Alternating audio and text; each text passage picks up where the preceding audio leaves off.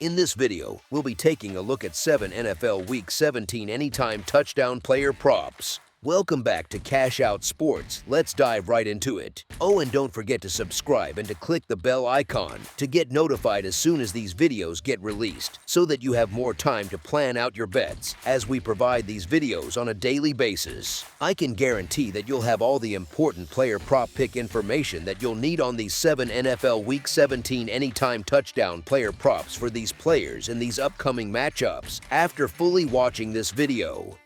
One more thing before we start, if you would like to gain access to our best exclusive sports picks to take your journey to the next level, then check out our Patreon in the link down below where we offer our best single picks, parlay picks, and much more. Now let's get started.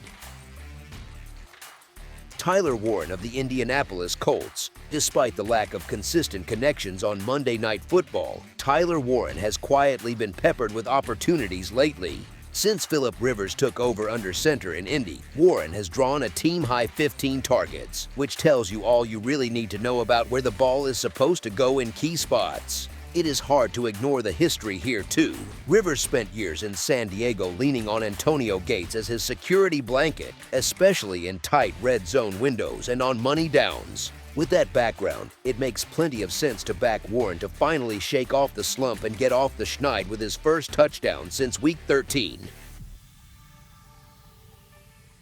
Jake Ferguson of the Dallas Cowboys. The Washington Commanders have had almost no success slowing down tight ends in 2025. They have allowed the 6th most receiving yards and the 2nd most touchdowns to the position, which is exactly the kind of pattern you circle when you are looking at props. Across their last 4 games, Washington has surrendered 4 tight end touchdowns, so this is not some early season fluke. It is an ongoing issue. Dallas Cowboys tight end Jake Ferguson will be licking his chops heading into this rematch. He already tagged this defense for 2 receiving scores back in Week 7, so he knows he can win against their coverages. Even though Ferguson has gone 5 straight games without a trip to the end zone, he is still sitting on a strong total of 7 touchdown grabs for the season, which reminds you how often he shows up in scoring position.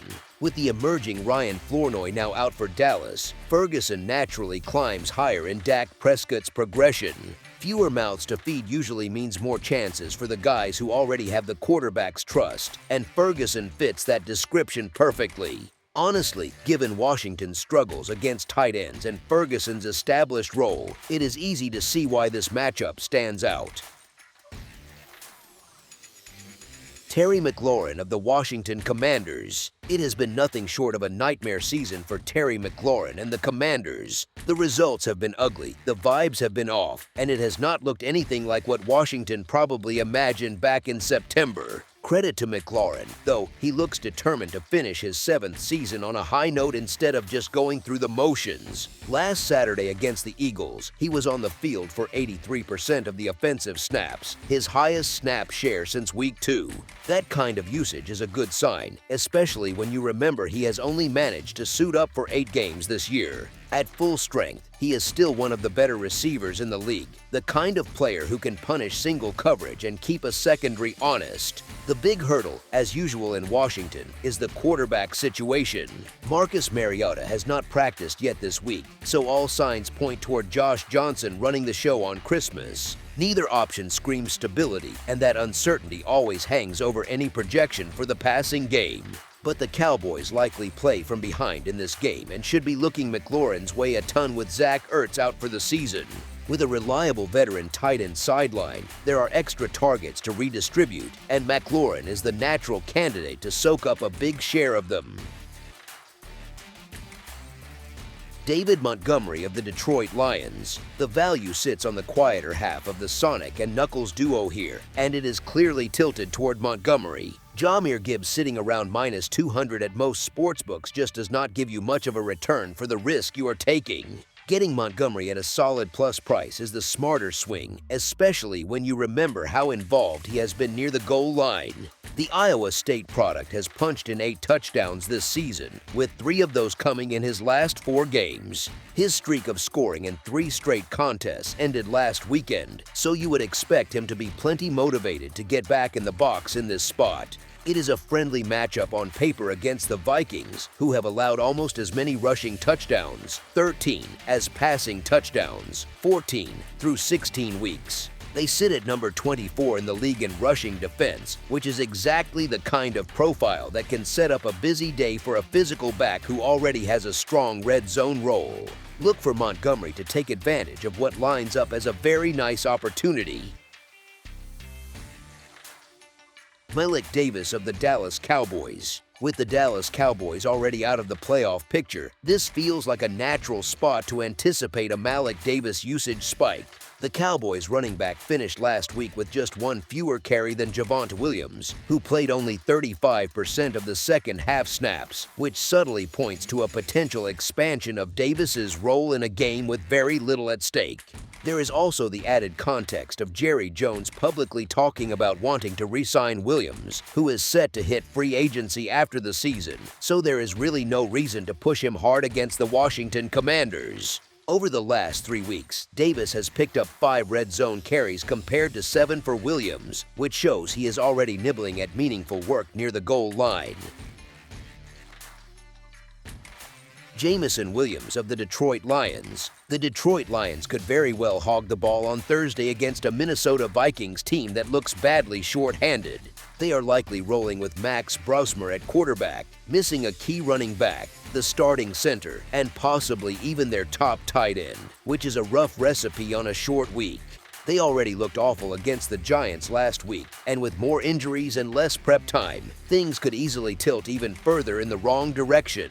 Detroit should come in locked in after that dramatic home loss to Pittsburgh on Sunday. Their passing attack has been spreading the wealth more lately, which quietly boosts touchdown value for players outside of Amon-Ra St. Brown. Instead of everything funneling to one star, the ball has been finding different hands in scoring range, which is exactly what you want if you are shopping for longer prices. Jameson Williams looks like a strong number at plus 180, and it makes sense to consider buying him down to the plus 160 or plus 165 range if needed. He has been targeted on 23% of Detroit's passes over the last 3 weeks and is basically matching St. Brown's yardage in that stretch, yet his touchdown odds are more than 70 cents longer. That gap feels more like market inertia than a fair reflection of his current role. If you are hunting a bigger payout, Isaac Tesla at plus 400 is an interesting swing. Since the bye, he has racked up nearly as many red zone targets as Williams and is coming off career-high usage in Week 16. For a player trending up in both trust and opportunity, that price tag stands out in a game where Detroit could be camped out on the Vikings side of the field. Troy Franklin of the Denver Broncos. This sets up as another game where the time of possession could be completely one-sided. The Kansas City Chiefs ran only 43 offensive plays last week compared to 70 for Tennessee, and a similar pattern could easily show up again. If that happens, the usual big-name Denver Broncos pieces like R.J. Harvey and Courtland Sutton are tough to justify at their current prices, even if they are fun names to click. Pat Bryant's injury, though, opens the door for value a bit further down the pecking order. Bryant had been cutting into Troy Franklin's target share before that concussion on a short week, which makes his availability pretty doubtful. With Bryant likely out of the mix, Franklin's role should naturally grow. He has quietly scored 5 touchdowns over his last 9 games, and his usage has been trending in the right direction rather than fading. This is the same receiver who was seeing double-digit targets before the bye and who put up 84 yards on 4 catches with 8 targets against Kansas City back in Week 11. That history, plus the expanded opportunity, gives him a very realistic runway for more volume in this matchup. Davis' trend line is moving in the right direction, and the red zone work backs that up. Williams has found the end zone in 5 of 8 games, including a matchup with the Vikings in Week 9.